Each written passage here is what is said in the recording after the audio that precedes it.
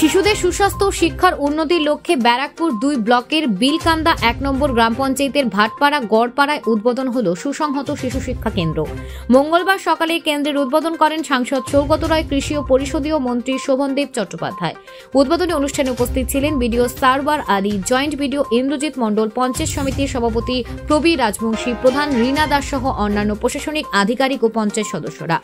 মন্ত্রী শোভনদেব চট্টোপাধ্যায় জানান, শিশু বিকাশ প্রকল্পের এই কেন্দ্র খুব ভালো উদ্যোগ। শিশুদের পাশাপাশি তাদের মায়েদের পুষ্টির দিকেও নজর রাখা হবে।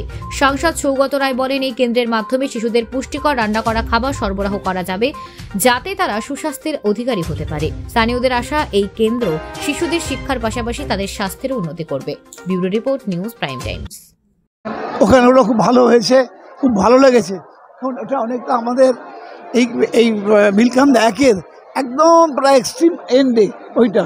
এটা খুব ভালো কাজ করেছেন আমাদের সমিতি, বিডিও সাহেব, জয়েন্ট বিডিও সাহেব সবাই মিলে করেছেন, মেম্বাররা মিলে করেছেন, সঞ্চালকরা মিলে। এবং ওই গ্রামের যারা বাচ্চারা তারা আজকে পুষ্টিকর খাবার পাবেন।